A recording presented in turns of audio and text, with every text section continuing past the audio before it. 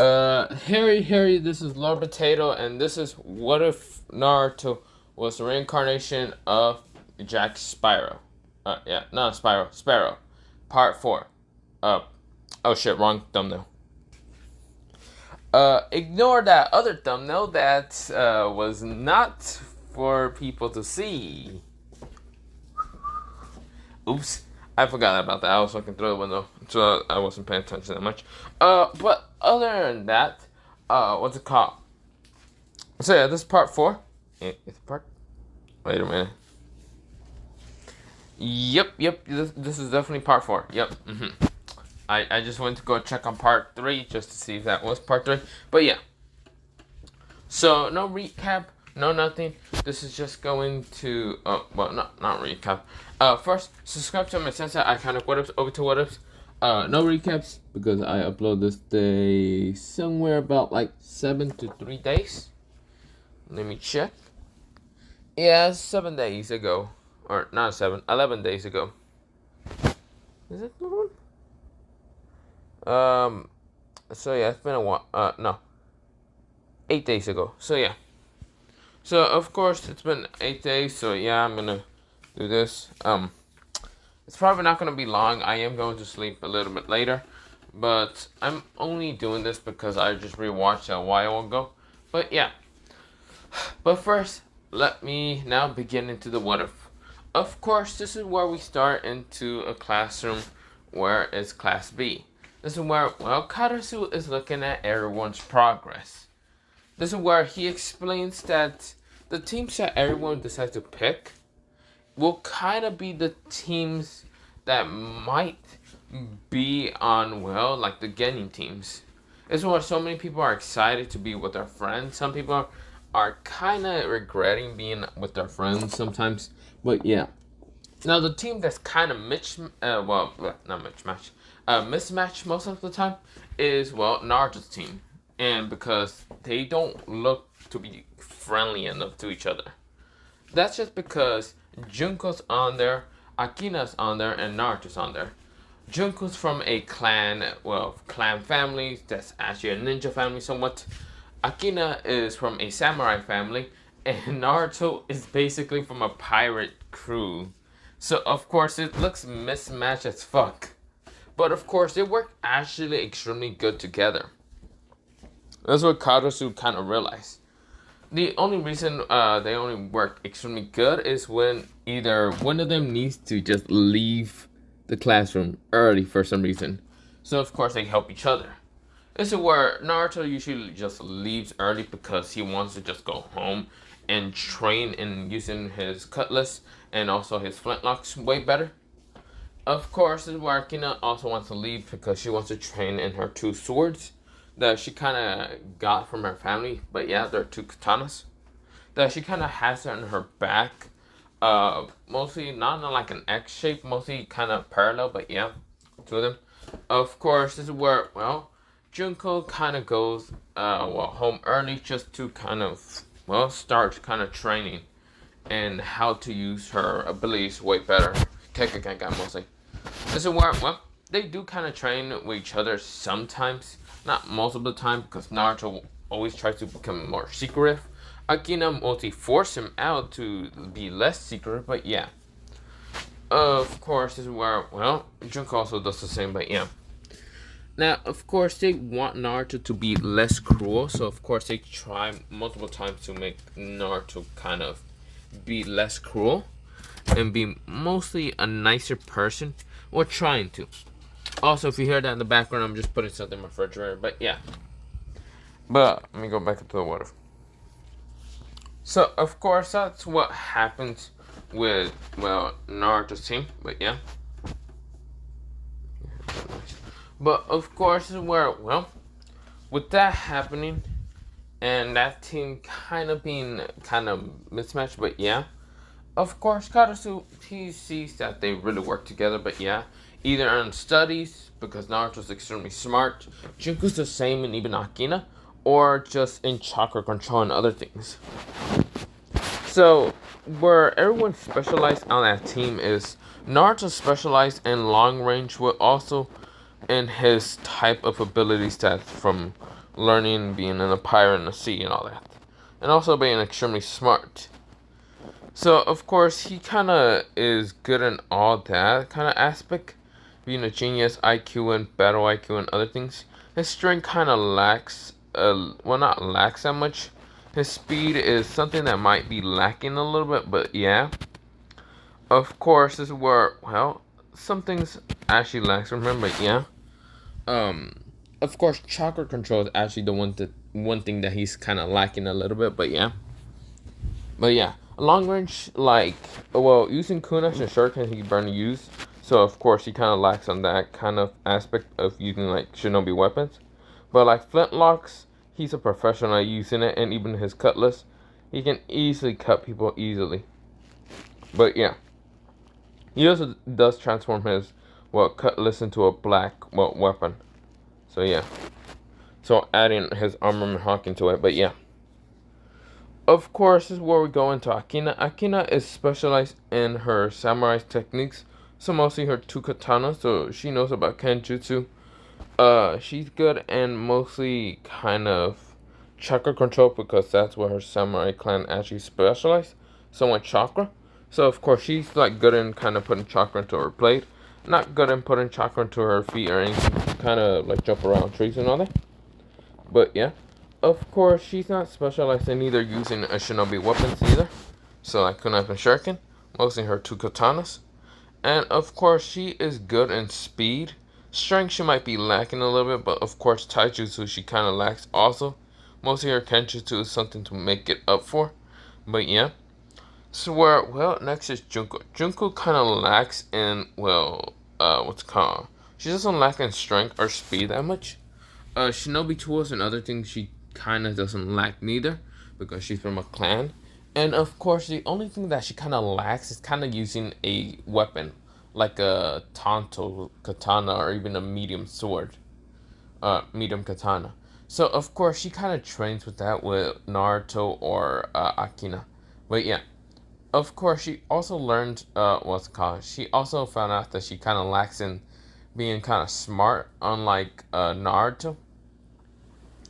But of course, she also realized that she kind of also lacks in battle IQ. But yeah, so where, well, she kind of realized that. But yeah, she also kind of lacks on chakra a little bit, not much. So of course, this is where Karasu can see their weaknesses and seems that they help each other, even if their pride doesn't want to. But yeah, this is where, well, a new student appears. That's like the end of the what's it called. Well, it's about to be the end of the what's it called, like month and all that. Like it's not end of the end of the semester, and of course the end of the semester is kind of ends, and this is the next semester, second semester, and of course this is where a new student appears. A girl with one red eye, and of course this is where her other eye is kind of covered up, and it's just from her black hair, and of course she seems to be kind of nice to everyone.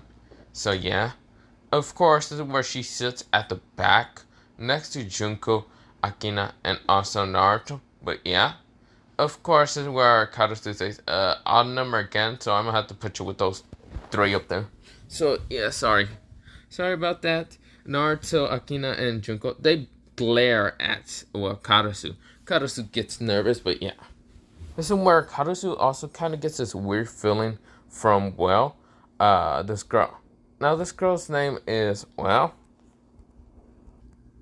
her name is Kurumi, and of course she is, what's it called? Her name is Kurumi, and her last name is Jenka. So yeah, or let me say it again. Her name is Kurumi Jinkan, and of course Jinkan just means time, but yeah, don't worry about it. Now, of course, this is where, well, she is just looking at all kind of three of them and kind of waving, friendly. This is where Naruto narrow his eyes, kind of adding, kind of using observation hawking. Akina does not trust Karumi at all, and Junko neither. So yeah, they have this instinct to not trust her. That's where Naruto already uses observation hawking to see if there's anything wrong with, Karumi. This is where Karumi noticed them all kind of not trusting her, and of course she gets kind of nervous. But we go into the recess time. or mostly just a time for people just to go out and kind of do whatever. So where, well, Kurumi is kind of like bowing down and saying, "Hello there, Junko-san, uh, what's it called? What the hell was that noise? Oh, that must have been the dog, whatever. Junko-san, Akina-san, and Naruto-san." And this is where Naruto says, "Why so formal?" This is where Kurumi says, "Oh, I just want to be nice to know that I have a team and all that." She gulps and all that. This is where, well, Naruto says, interesting. This is where Kurumi says, "Well, that's all I wanted to know. You guys seem to be strong, so what are we gonna be training on? Or doing, actually?" This is where Naruto, he uses, well, advanced observation shocking just to see into the future a little bit. And of course, this is where, well, he noticed something really quick. Her eye, her other eye, her mostly, mostly her, well,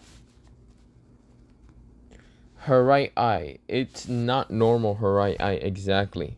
Her right eye is kind of like this yellowish color that looks like to have a clock. Naruto noticed it real quick because Kurumi in the future kind of just like turns around really fast, but Naruto managed to see a glimpse of her eye.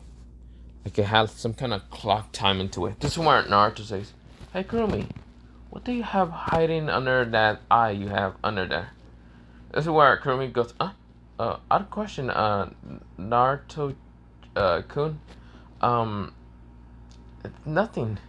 This is where Naruto says, interesting.